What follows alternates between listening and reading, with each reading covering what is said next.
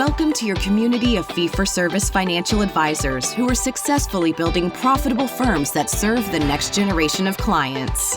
You'll learn from innovative advisors whose unique stories will inspire you to dream big and take action on your goals. Are you ready to live your great life and help clients live theirs? Then you're in the right place.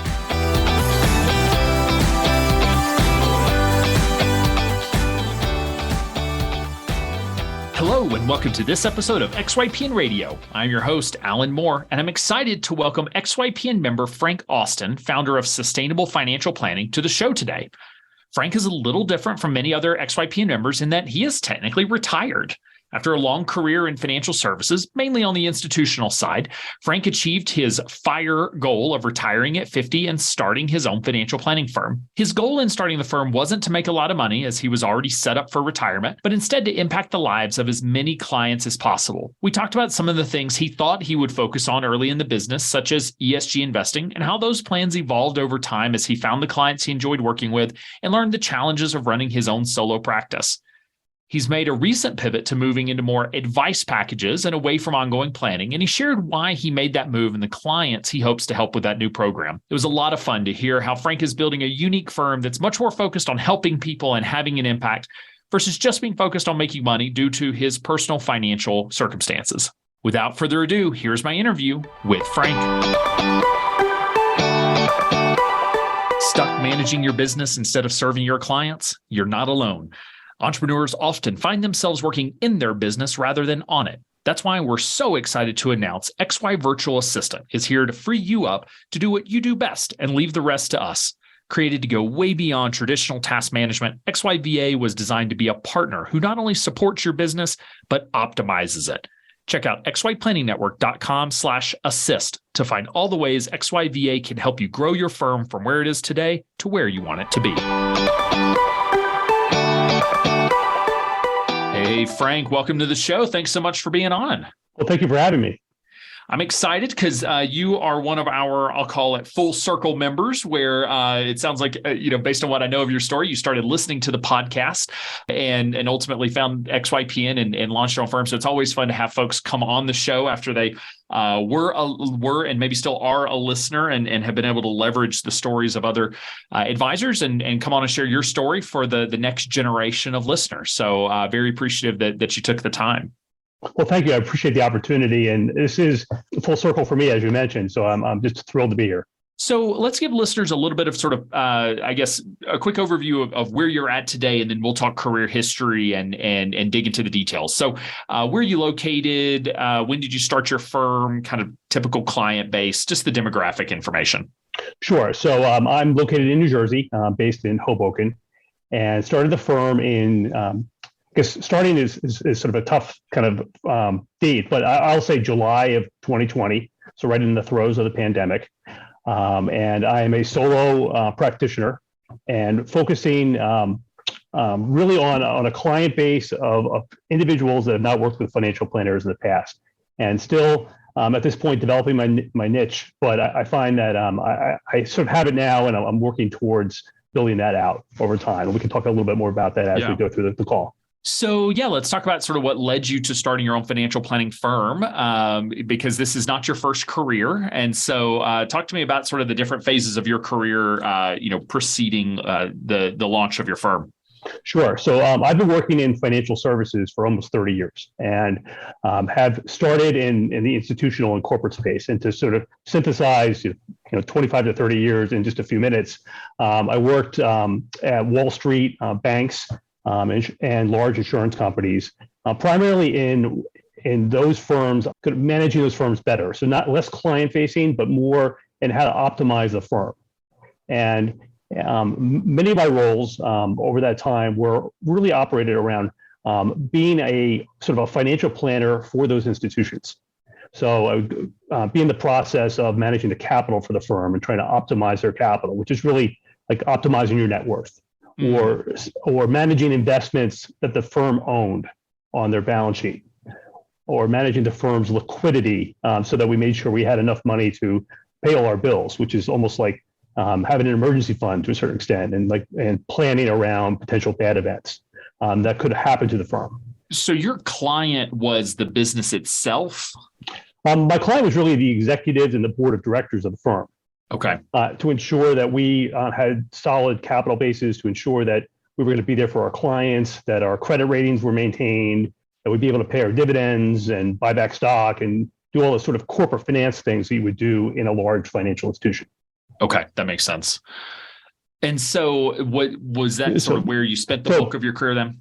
Yeah, so I started right out of college and started working for a large bank and started first in sort of in securities activities and while going to school at night. And I went to NYU at night slogged it out for 4 years. And then shortly thereafter, went through the CFA program and kind of kept working full time while kind of investing in the education of myself. And those are things that really helped me today and helped me to kind of manage the business I'm in today.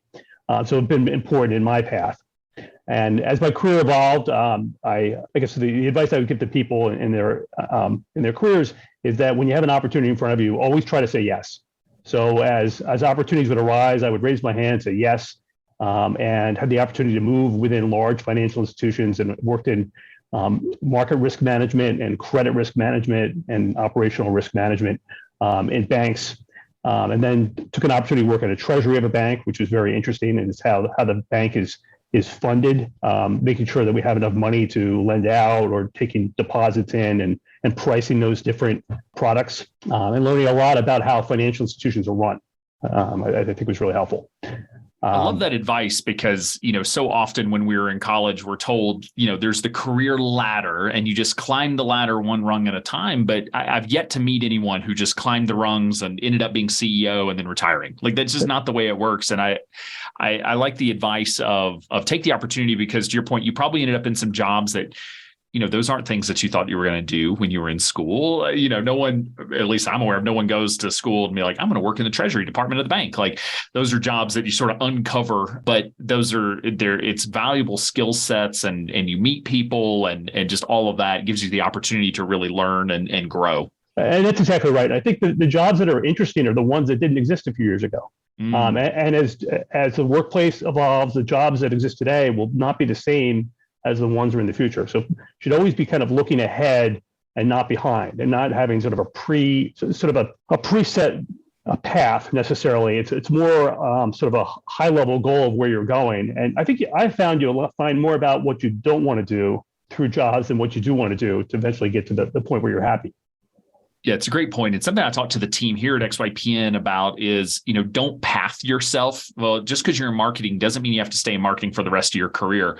There might be, there's value to working directly with members. There's value to ending up on the tax team and just sort of gaining that different perspective. Because what you find is that in order to move up in companies, there's real value in having breadth of perspective when it comes to all the different departments and having some empathy for how those departments are run and the things that they do and what they offer, because it is a lot easier, to move up if you understand what the Treasury Department does and what they're there for, and that their job, just because it sounds easy doesn't mean it's easy because you've been there.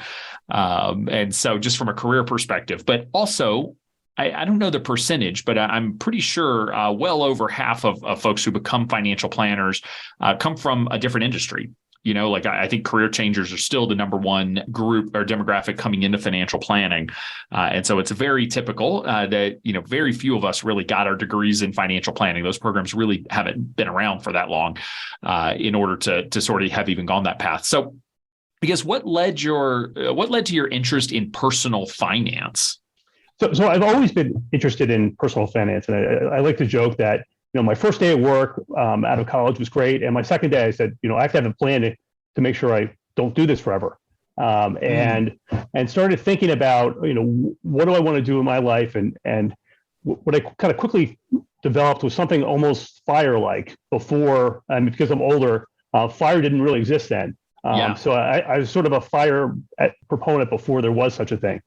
And realized that, the first part of my working life was going to be for working for other people. And then at some point I was going to switch over and do something else. And initially that started as thinking about maybe I would go back and teach and have an opportunity to get in the classroom and take other classes and then teach people other things. And I get to do that today. So that's not too far from where I sit. But as time evolved, my interests sort of evolved, and I didn't want to go back to school and get a PhD in something very narrow, but rather wanted to stay a little broader.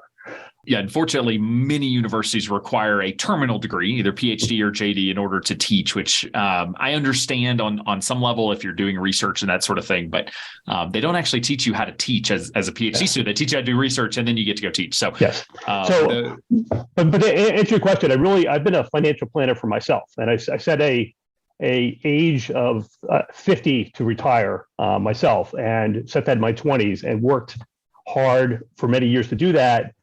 With very simple tools, and didn't know what I'm doing, what I do today, obviously. But every time something would come up in my career, or my wife's compensation, or something that would happen in the markets, I would study it and learn about it, and become, I wouldn't say an expert, but really more knowledgeable in that subject area. I really liked it, and found that I was suddenly talking about financial concepts with other people more and more frequently. And then other people started coming to me to answer questions for them, and kind of helping other people. So I became a sort of an amateur financial planner, if you will. At what point did you realize, or did you decide that, hey, my encore career, my post-retirement career is going to be starting my own financial planning firm? Did that sort of develop over time, or was there a point in time where you realized that?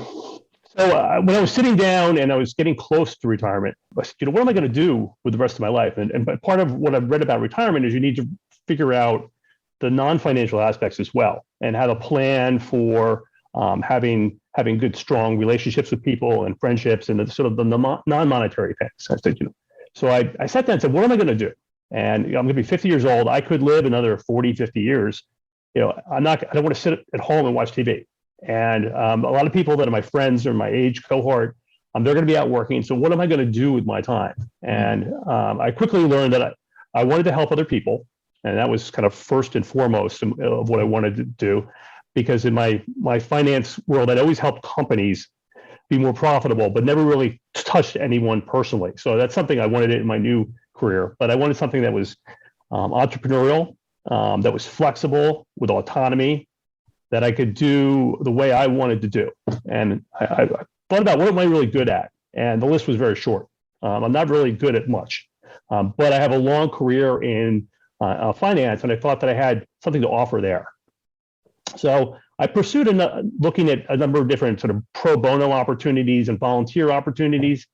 And they really didn't quite hit the mark of what I wanted to do, in that I wanted to be more involved in investments. I would be sort of following the program of someone else, where I wanted the autonomy to do what I wanted to do. And I didn't want a boss. I wanted to kind of do something myself. And that flexibility of designing something that made me feel good, and not kind of follow a sort of institutional program and a playbook for somebody else. I also looked at coaching, but I think that's kind of limited in the how you can touch people as well. So that didn't really hit the mark either. So, and after probably 6 months to a year of thinking about this, I sort of landed on being a financial planner. Yeah, I think, and really what you dealt with and sort of that thought process is something I think that the FIRE community gets some negative backlash around, is just like, hey, it's great to quote unquote retire at 50, but then what are you going to do? And do you have to wait till 50 to do that thing? But also, like, are we giving up a lot in our 30s and 40s in order to sort of, get to this magical retirement moment where all of our friends are still working, and then there's like, what am I going to do? And so I think that is a challenge to work through. I don't think that's a bad thing. I think that's just the reality of basically you made the decision, and there are other ways to do it, not right or wrong. It's just your way of just like, I want to get to a point where financially, I don't have to think about money. I don't have to worry about it. I could start a business. I could start a thing. And if it makes money, great. And if it doesn't make money, that's fine too, as long as I'm helping people, which I admire. I also think it's important. You hit on something that I always like to be sure that aspiring entrepreneurs know, and that is there's sort of two schools of thought when it comes to entrepreneurship. One is, I'm walking along the road, and on the side of the road, there's this great idea, and I pick up the great idea and I walk with it, and I am successful or I'm not, almost like it's an Excel spreadsheet equation. And there's sort of a newer school of thought that says, entrepreneurship is much more artistic, an expression of creativity. And you mentioned that, you wanted to be able to do things your own way. You wanted to be able to try things and be creative. And I love that, because I think it's the missing part for many folks when they think about entrepreneurship. They think like, well, just give me the right answer. Just tell me what the right answer is. And it's like, we can guide you. We can give you some hints and some guardrails and learnings from other folks. But in the end, the cool thing is you get to create the thing you want to create, and people will give you their opinion, and it doesn't matter. It's your, if you want to paint the sky pink or blue or green, that is up to you. And you get to live with the consequences and the benefits of having painted the sky whatever color you want. And so I appreciate you sharing that, because I think that's important for those who are thinking about entrepreneurship, that there are no right answers in business. There's no like, this is the only way and guaranteed success. That's exactly right. And just to add on to that, I think, and the answer you're not going to have right away either. And you need to find it as you go down that artistic path. And you're going to go down one road, and that might not be the right road. And you're going to detour a little bit, but you learn something from walking down that road. And it may take some time to actually get to where you ultimately want to be, but that's okay. And that's part of the kind of process, because you're not going to get it right out of the gate. And if you had this sort of lightning bolt of inspiration that had all the answers, it really wouldn't be that much fun either. You have to struggle a little bit, and part of the fun is the struggle and overcoming those struggles and getting through the things, whether it be sort of not knowing a certain way to go or a certain path to go, or just maybe some self-doubt or an obstacle you think that's in the way that you have to kind of work through, and that all makes it worthwhile and more fun. So did you take a gap year between officially retiring from corporate America and launching your own firm? Kind of what was that transition like for you? It's funny that you asked that, because I wanted to, and it didn't work out that way. So the last firm that I worked at had a voluntary severance program while I was there, and it actually sort of sped up my retirement date. So it happened a little faster than I wanted. And I started taking classes at the American College of Financial Services while I was working. And I got one class out of the way and took that on site, and I was kind of going through this process, and I'm like, wow, this is going to happen a lot faster. So I need to kind of speed it up. And with that, the pandemic hit, and suddenly I was at home, and I had an end date of July 15th of 2020. And, the whole world sort of changes, and I'm helping on transition. And suddenly, like, all the transition kind of work that I was working on sort of just ended, because people were just struggling to survive. And so a lot of my work there sort of ceased, and I started working a little bit more on the firm. So I decided shortly thereafter that XYPN Network was the place for me to go. And that was probably the best decision I made in this whole process, and started working with your team. And we actually got all of the work done to file with the state of New Jersey, and then I had to wait until my employment ended. So July 15th rolled around, and I called Kendra on July 16th and said, you can press the button, send it in to the state of New Jersey to file all my paperwork. So we did on the 16th, and then I was going to take some time off. But the next day, New Jersey approved my application, and I was live. Oh, wow. Which was great. So suddenly, we're in the throes of a pandemic. Everything's closed. There's not really much to do. And suddenly I'm live. So I'm like, okay, I guess I'm launching the firm. But I didn't have any procedures. I didn't have a website. I had really nothing but this approval. So I sort of started at that point. I had some pro bono clients lined up to give me some reps, because I'd never done this before. And I needed to establish some processes. I needed to make sure I was giving my clients value. And so I started at that point, but it was really slow going because I didn't have any infrastructure. I was not really in a position that I would have felt comfortable going out and telling people I could handle their financial planning needs, because I had a lot of work to do just to kind of set up the firm. So I practiced with my free clients. I kept taking a lot of classes, but I started on that date effectively. Were you done with your, I think you have your ChFC and the CFP coursework at that point, or you were still in the middle of that program? I was still in the middle of the program. So I was just kind of, and it had all shifted online, for all the testing and all the classes and everything. So I just kind of, I worked really hard to get that finished off, worked really hard on all the business processes. So I've been at it 2.5 years, but the first 6 months was really just kind of building the firm and the building blocks. Because you mentioned your wife earlier and her career, can you talk a little bit about is your wife still working, or has she decided to retire now that y'all are able to financially? Sort of what is she up to? So my wife is still working. She works in technology for financial firms. So she's a chief technology officer at a private equity firm. Oh, okay. Okay. And she actually designed my website for me, which is really, really helpful. As a solo employee, I have to do everything myself, and that was probably the one area where I needed the most help, and she was able to do that for me. So that was awesome. really great. And she's been really supportive in this process and journey, which I think is essential for people to have the support of your family if you're going to have a new business like this. Was that a conversation over the years around, you set this target out there of age 50. It sounds like she wasn't planning on retiring then, or maybe she was, and that changed. So how did y'all navigate that as a couple around, again, you've set this target date out there, you're probably spending appropriately in order to be able to retire, which means you're giving up some stuff. You're not spending as much in your 30s and 40s as you could be because you want to be able to get to this point. Was the plan for you both to retire? Has the plan always been for just you to retire and transition careers? So that's a great question. And I think it's one we had. I've been married 22 years, and when we have throughout that 22 years as well as before we got married. And, we had different visions of what life looked like. And, to be a successful family, you both have to kind of bring what you have to the table, but also understand where other people are coming from and compromise. And I think, I probably would have been a little bit more aggressive on the fire side and kind of left work earlier. But I think, her needs were a little bit different. So we settled on 50 as kind of that date. And that was, whereas I probably would have jumped a little bit sooner, but then in doing so, I think in running my firm, I'd be a little bit more focused on profitability. I'd be a little bit more focused. So it'd be a little more stressful, and it'd be a little bit of a different journey for me than I have today. I would think. That's fair.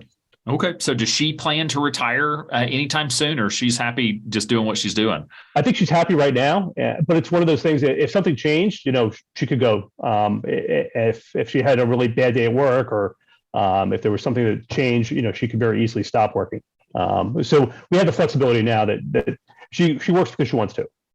That's awesome. And that really is a position of power. And I think as financial advisors, probably, and listeners on the show, maybe a little younger, or they're entering this sort of next career and they're not thinking about it. But similar to the conversations that we have with our clients, many times the financial side of retirement is the easier part. It's now what am I going to do with my time and my energy and my talents and all of that? And those are things that I don't think a lot of advisors, I don't hear them having that conversation, really thinking about that. But, it's not as clear cut as like, just because you have enough money to retire doesn't mean you're going to retire, because everybody, I think, wants to do something. They want to be productive and busy in some way. So no, that's really interesting. I appreciate you sharing just how you have navigated that, especially because it's on, as you said, y'all were on different pages there. You weren't both gung ho on gonna retire at a certain age. And to me, like the whole financial planning process is around building resources so that you have more flexibility in your choices, and your life is about your choices. And the more resources you have, the more choices you have, the more things you can do with your life, and you don't have to worry as much about generating more money, and there are more doors that are open for you. And to me, that's what financial planning is allowing you to live the life you want to live, because you have sacrificed and saved and gotten to a point where you can do that. And that's what I try to do for my clients. So July 2020, the middle of the pandemic, you launch Sustainable Financial Planning. Can you talk about the name of the firm and what that sort of where that was going to lead you as a business? So that's a great question. So I was thinking more of a couple of things around the name. So in building sort of a sustainable process over time to generate savings, to generate wealth, so that people and my clients can have the life that they want to live. And build that out. I was also thinking around sustainable investing as well, and that has been one of the sort of detours that hasn't worked out the way I thought it would. I've spent a lot of time the last couple of years researching the ESG movement, because at a high level I thought it would be more aligned with my values and be able to offer that to clients. And frankly, at this point, I think the jury is still out on whether that's necessarily the best way to invest for people. I think in the last year, you could see that the ESG funds have underperformed regular funds. You lose a lot of diversification by taking out certain sectors to invest in. And then just the large umbrella under ESG means different things to different people. And some people are more focused on the E, some on the S, and some on the G. And when you jam it all together, it's hard to really make sense of those different factors. And from my way of seeing it, I think what will happen is there'll be more of a segmentation among those different groups, where you'll just have an environmental sort of process, or just social. And by putting them all together, it sort of blends into a little bit of a gobbledygook sort of situation. Yep. Where you have folks like Warren Buffett, who doesn't do well under governance, and you're like, why is that? And then you have other people that'll say, I want to invest in a firm that's putting all the research dollars into the environment and having low carbon. And who's spending the most money on that? Well, it's the oil companies, it's the large traditional car manufacturers, but people don't want to invest in those either. So, right. And then the last piece I'll sort of end with on the ESG front is you can look at different firms that are sort of rating different companies, and they have completely different ratings for certain companies. So where I've kind of landed there is if I have clients that want to be involved in that, I really recommend that they go into specific sort of, environmental factors or social factors or governance, and treat it almost like a sector fund, and have a very small allocation dedicated to that because of the non-diversification of it, and then really kind of get deep into it. Or try to express that investment posture by sort of a passive index that sort of screens out things you don't like, one or the other, but not sort of actively involved in the ESG space. Yeah, I mean, I think you're hitting on some of the challenges that we still face with the ESG investing movement, which I'm very supportive of, and I think is the future of how we invest. But it's hyper individualized, much like financial planning. Is you can't just have the templated financial plan, like a model portfolio. The model financial plan you just pick up and take and implement. Everyone's values are different, and to your point, is it about what impact a company's having on the environment today, or the research they're doing for the environment in the future? Was it Tesla that got dropped from one of the ESG funds because of the way they treat their employees? But they've had a major positive impact on the environment and moved the entire automotive industry forward on for electric cars, but they don't treat their people well. And so, how do you balance that, and what does that mean to you? And so I think those are some of the challenges anytime you're a solo advisor, is that there are going to be times where you have to just say, I don't have the resources, the staffing. I'm not going to build out the team that it takes to fully implement this type of strategy, because it's more than one person can do. That's right. And there are some tools out there that are making this easier, but we're not yet to a point where I would advise a financial planner starting a firm to say, hey, come up with 75 unique portfolios for your clients based on their values. That's going to be hard. Yeah. It's just too much. So you thought you were going to do a lot more ESG, and it sounds like that has not become sort of a prominent component of the investment philosophy at this point. At this point, I think, I'm going to continue to watch it, but at this point, it's hard for me to make recommendations to people that I don't necessarily feel comfortable in doing so at this point. So I think that whole movement is going to continue to evolve, and we're in the early days of that. So, more to come on the ESG front, I'd say. No, I appreciate you sharing that. I know at one point, it was right at the start of the pandemic, XYPN, we're looking at opening a second office because we're based in Montana. Bozeman, Montana's gotten very expensive.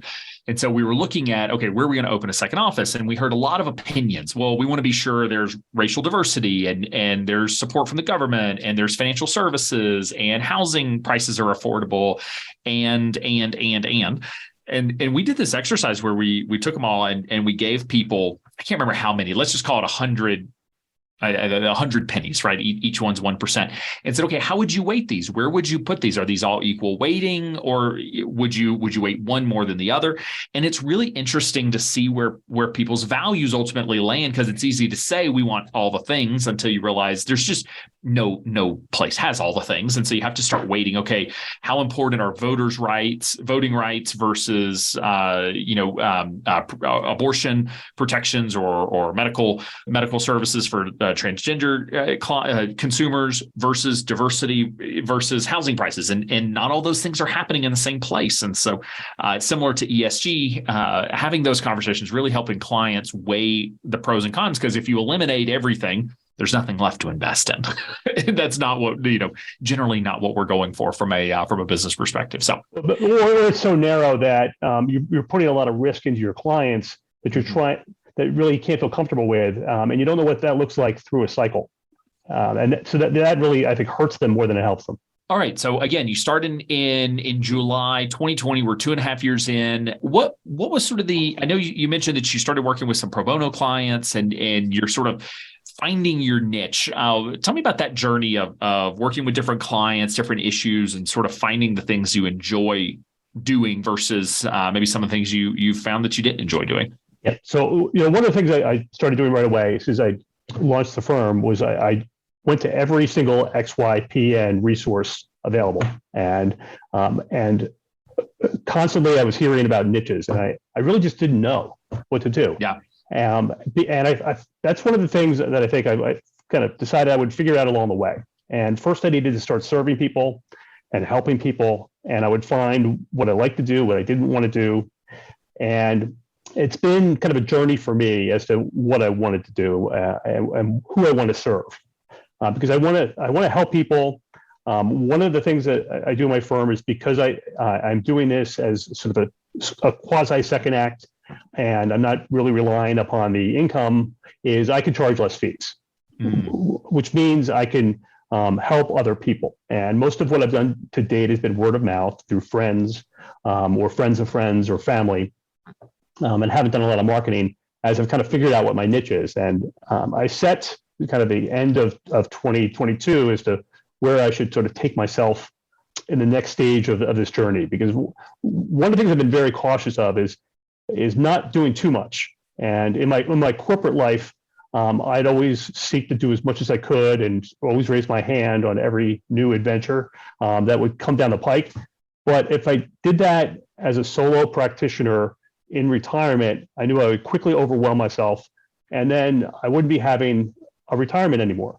And I wouldn't have the balance that I was kind of seeking in my retirement, and it would be less fun. So I've been holding myself back to a certain extent in terms of how quickly I take the firm forward.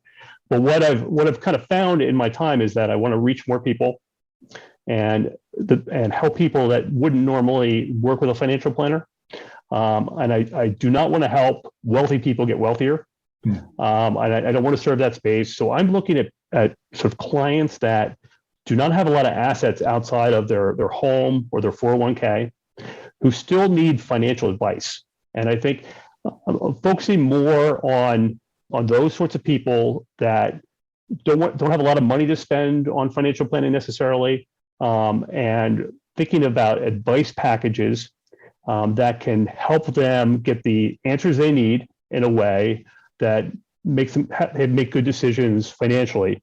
And that's kind of where I'm headed in my niche. Okay.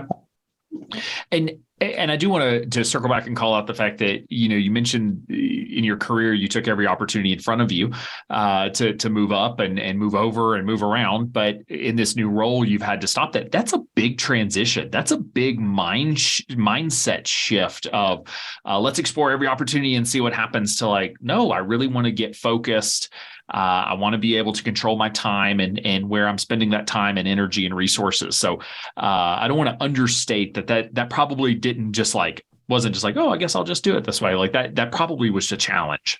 It is. And that's a very good point. I think when I set out to do this, I said, one of the things, I had a certain number of metrics as to what I would view success as, and being happy every day, and what I'm doing is measure success. And one of the things that I set out was, if I'm running this firm the way I would run a firm or a part of a firm in my former life, I failed.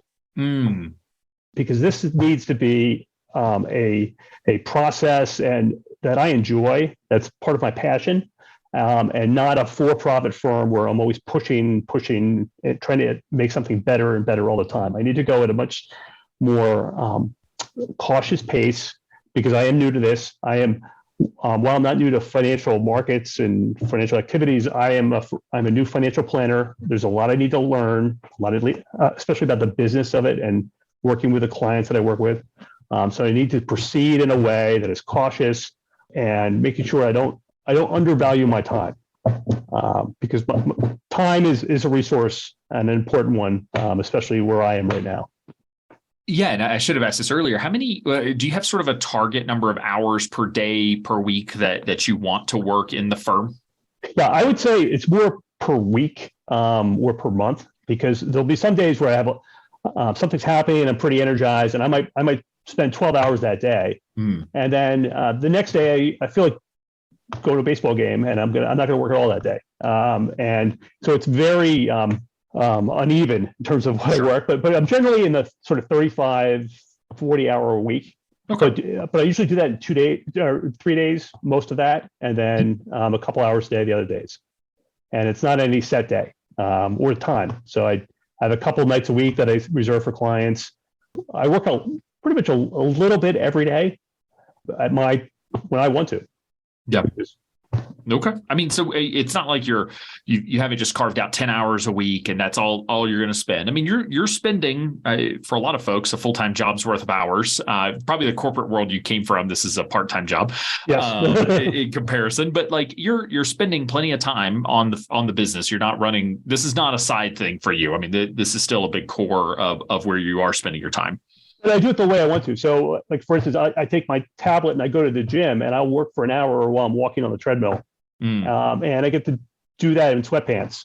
So for a guy who wore a suit every day for 30 years, this is wonderful. Have you cut any of your ties up yet, or? I threw about half of them away, and then, and I have not worn a tie since I retired. So, if I any event, I refuse to wear one.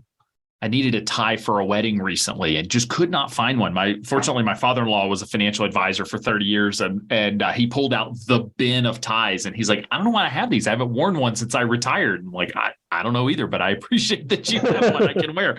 Because it was mandatory for the wedding. Keeping them for you, apparently. Exactly. Apparently. So I want to, just because you're in sort of this unique position where this is very much, when I was growing up in financial planning, we called it the encore career. It was the, like, I'm now in a position, I do whatever I want to do. And this is sort of my encore, this thing I want to do. You're young to call it an encore career, but that's my phrase, not yours.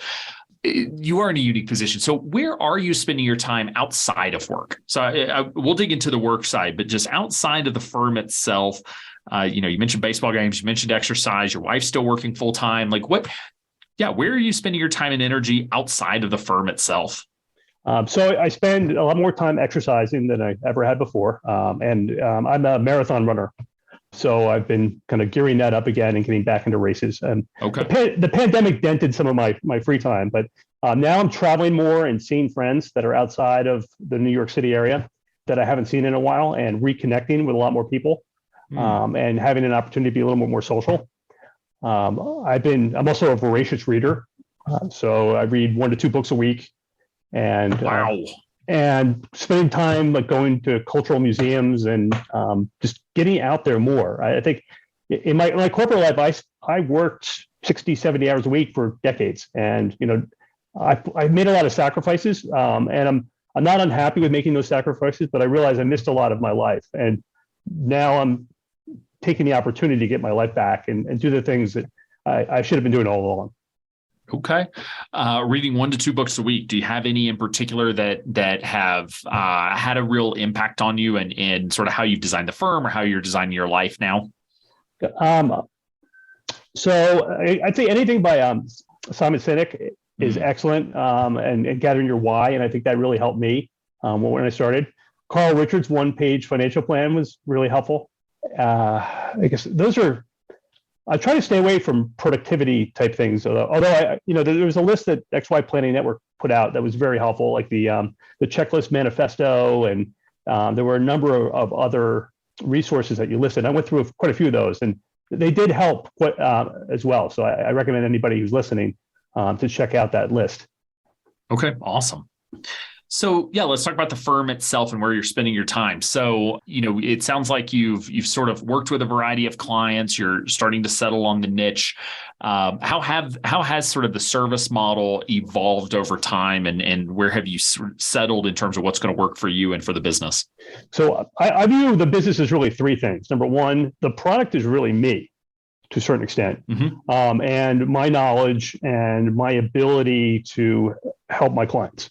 So I spend probably 20% of my time improving me around financial planning, and that's reading up on the industry. That is learning about new tools and doing things that can help my clients from a knowledge-based perspective. Then there's the business, which is how I deliver my knowledge, and the processes that I put into place. And a lot of that I've actually leveraged the XYPN resources, and I'm implementing the service calendar that you recommend, and making sure that I'm meeting with my clients on a quarterly basis, building out my investment policy statements, making sure I have a good compliance program, all the things that you need to run the firm. And when I first started, the kind of goal was to hit all those points, but there's just so much to do when you first start. So when I first started, I wanted to be able to check the box to say, I have something in place in each one of these categories. And then I'm going to go back and improve each one. So like, for example, an investment policy statement. One of the first things I did was sort of create a model for how I do that for all my clients. And it was like 2 to 3 pages, hit all the high points, and I was kind of good to go. Now I'm going back and looking at sort of what we call best practice on those statements, and making sure that I am close to best practice. I'll never be the same place at a firm that has a lot more resources, a lot more people, but I want to be sort of stronger all the time. And it may not necessarily impact the way I'm investing necessarily, but I just want to make sure everything I'm doing is the best it can be, and taking those tools that I have to just make the firm better. So that's sort of the second part.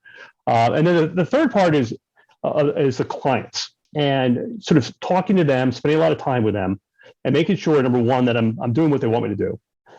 And that's not just sort of delivering the service that I'm offering, but then what else do they need that I can help them with? So, a lot of my clients, most of my clients I meet with at least 4 times a year, and at least an hour. And then, there will be times where they need a little bit more help, and then I'll dig in on those special topics and help them with those things. And I don't charge more for that, or it's just part of that relationship that I have with those clients, and keeping them happy. And are you managing investments for these clients as well? I am. So one of my investment philosophies over time has been passive investing, and I read a random walk down Wall Street in 1991 when I was in college. Changed the world. That's right. And I've been following it my whole career. So I've been watching it for 30 years. I've read a couple of the versions that have come out, but pretty much the tenets are all the same. So with my clients, they're all in ETFs, index funds.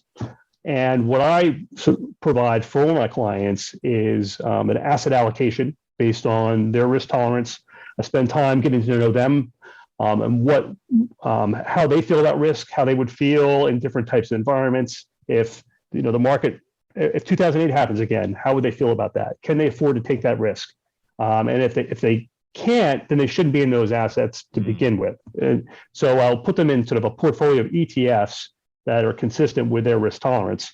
And for that, my fees are low. So I sort of set my fees for what I do right around where the robo-advisors would be, because that's effectively what I'm offering is a passive portfolio of ETFs and just the asset allocation. So I charge 25 basis points for asset management, which is low for a financial planner, but really kind of more in that robo world.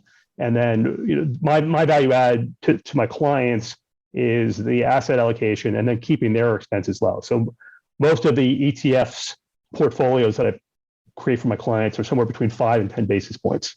So all of my clients are paying 35 basis points or less generally for my services, which I feel pretty good about.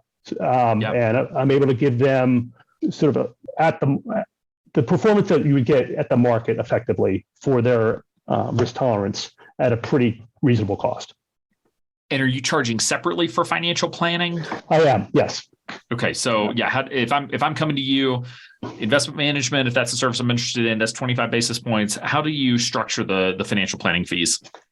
So historically, and I'm about to tweak this, but I'll sort of historically, I didn't know what to do when I first started, so I leveraged everything XY Planning Network was doing, and did what the traditional fee-only planner would do, which is a fee for a financial plan, for a comprehensive plan, and then a fee for ongoing financial planning. So my fees for financial planning or for a financial plan are lower, again, generally in the sort of $1,500 to $3,000 per client, and then somewhere between $100 to $300 a month for ongoing relationship.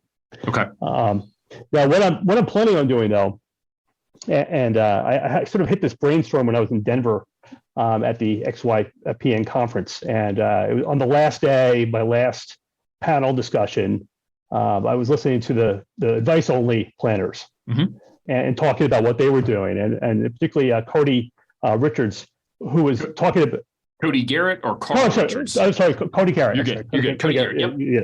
Listening to what he was doing, and he had this sort of model that was very different than everything I'd heard. Like, I could do something like that too. And he really inspired me to think a little bit more about my model. So what I'm going to do now is to try to reach a lot of those people that I mentioned earlier that don't have a lot of financial assets and don't have a lot of resources. Is build financial advice packages of 5 hours or 10 hours at a fixed cost, and say, prospect X, I can sit down with you and work with you on 2 to 3 items that you're really concerned about, and I'll give you 5 hours of my time, and it'll cost you $600 or $700 or whatever that is. And well, if it's a little bit more complicated, maybe it's 10 hours of my time, and I'll charge you $1,000 or whatever that number is. And then they know what the cost will be. It'll be a one-time number. It'll be based on my hours of work. And it's more like most people pay for most of the services they get, whether that be like a contractor that comes to their house, who's going to charge them when they show up at the house and they have to work to do, or if it's a landscaper that's mowing their lawn or something like that, where it's not a commitment. People might be a little bit concerned about having a commitment. Sure. And they know what the number is in advance, instead of saying it's this per hour and I'm on the clock and you don't know what that's going to be. Yeah, if folks want to learn more from Cody Garrett, we had him on the show recently. So xyplanningnetwork.com/344, and you can hear Cody talk about sort of his firm and what advice only means to him and to the industry and that sort of thing. Just so if you'd like some additional context.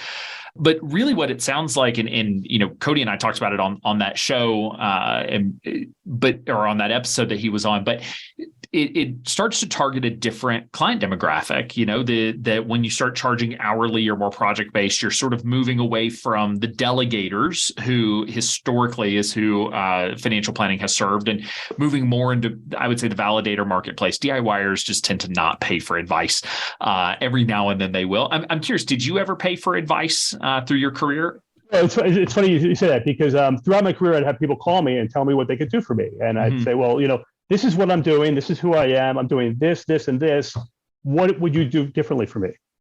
And like, well, we'd have to learn more about you. I'm like, well, you want a lot of money for me to tell you what I am, but you don't have any ideas for me. You're like, why? What's the value proposition? And I would interrogate them and be, pretty direct, shall we say. DIYer. That's right. Which, if anyone who uses the word fire is probably a DIYer. And so, but anyway, you're really moving into that more validator marketplace, which is woefully underserved. Listeners know I'm not the biggest fan of the hourly model in terms of trying to build and scale a business, but that's not what you're trying to do. You're trying to build out a model that, I can tell you, like, hey, $100 an hour, that's not enough, but like, that's me projecting onto you my values, and really what you're trying to build and who you're trying to serve. It's different than what most financial planning firms are sort of structuring. So it makes sense. And one thing I found is in a lot of my pro bono work, if I don't charge for someone, they don't value the service, and they need to have some skin in the game to really make it a value. And if you're just giving away for free, like a lot of those people that I did that for, they don't show up on time or they're canceling meetings. And I've been surprisingly displeased with a lot of the pro bono kind of work because people just don't take it as seriously as when they're paying money. Absolutely. Yeah. I mean, when you pay, even if it's $50 or $100, like you put money out there, as I like to remind people, like no one wakes up one morning excited to go talk to a stranger about money. Like this is a hard conversation. Getting into our office is a big deal. And so any excuse to not show up, we will gladly take as consumers. And so, yeah, having to write $50 or $100 out there to get some skin in the game, to be sure they're committed, that I saw that too in my career. And the second piece I want to talk about, or just want to bring forward that you mentioned, was that, even for advisors who are thinking about working on an ongoing basis with clients and charging retainer fees, subscription fees, generally people who do decide to hire a financial planner also do not wake up thinking, you know what I need today is a comprehensive financial plan. That's what I need. They are in pain. Something is happening. And you mentioned, there's one or two things that you're really stressed about. And I found the same thing. Every client came in with one or two pain points that they needed me to solve immediately. And, charging for a couple of hours of work, solving those problems or helping them talk through it. And that was a great lead into ongoing services. So whether you leverage it that way or not is totally up to you. But for folks who are listening, it really can be in a way, you're getting paid to market, because the greatest marketing we have as advisors is just showing the value we provide. And so there's a lot of opportunity there to be able to incorporate that. Have you rolled out some of these? Oh, go ahead. And it's an opportunity just to expand what you said, it's an opportunity for that client to dip their toe into the water a little bit and see what it's like, because often they had to work with an advisor before. And that may be the start of something that's much more comprehensive down the road. Yeah, it's hard to describe the value of financial planning. We always talk in these fluffy terms of help you live your great life and peace of mind and all that.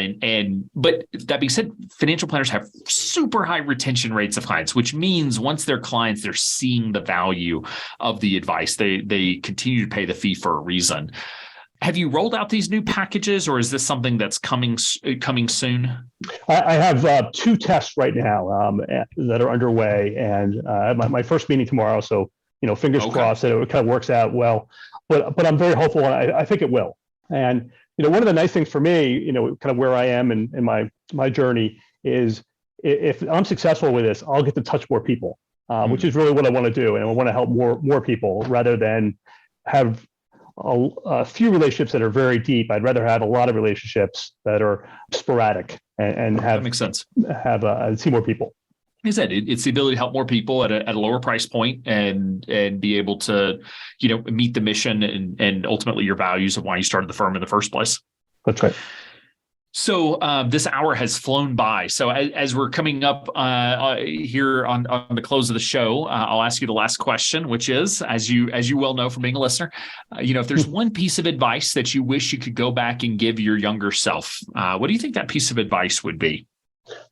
I think it would be to make this jump sooner. And I sort of kept up with my corporate life because it's what I knew, and it was working, and I did pretty well and where I was before I made the leap. But I could have done this 10 years ago, 15 years ago. And I think I'd be in a better place if I had done it earlier. So I probably would not have waited as long to kind of reach my dream and waited until I was 50. Well, it does not surprise me that you became a financial planner because you've had a life plan since you were in your 20s. And most planners I know have that long plan, and sometimes we stick to it, sometimes we deviate. But you've really had that vision for what you wanted to do for a long time, and I commend you for. We can always have started sooner, but I commend you for sticking with it, getting to the point where you were ready, and ultimately launching the firm and building it your way, which is going to be different than how other advisors build it. But it's, again, this is your canvas, and you get to paint it however you want. So, well, fantastic. Well, Frank, thank you so much for taking the time to come on the show and share your story of pseudo retirement, encore career, whatever the right term is here, and building a really great firm in the process and helping a lot of people. So thank you for sharing your story. Well, great. Well, thank you for having me. I appreciate it. Stuck managing your business instead of serving your clients? You're not alone. Entrepreneurs often find themselves working in their business rather than on it. That's why we're so excited to announce XY Virtual Assistant is here to free you up to do what you do best and leave the rest to us. Created to go way beyond traditional task management, XYVA was designed to be a partner who not only supports your business, but optimizes it. Check out xyplanningnetwork.com/assist to find all the ways XYVA can help you grow your firm from where it is today to where you want it to be. Also, be sure to go to xyplanningnetwork.com/VIP to join our private Facebook group for fee-for-service advisors. It's the community you've been looking for that's there to provide support no matter where you are in your journey. Best of all, it's free. Again, that's xyplanningnetwork.com/VIP. Thanks for listening to XYPN Radio. If you enjoyed the show, please be sure to leave a review that will help grow the movement of fee-for-service advisors, serving next-gen clients and building the firms of their dreams. That's all for today's episode. Until next time.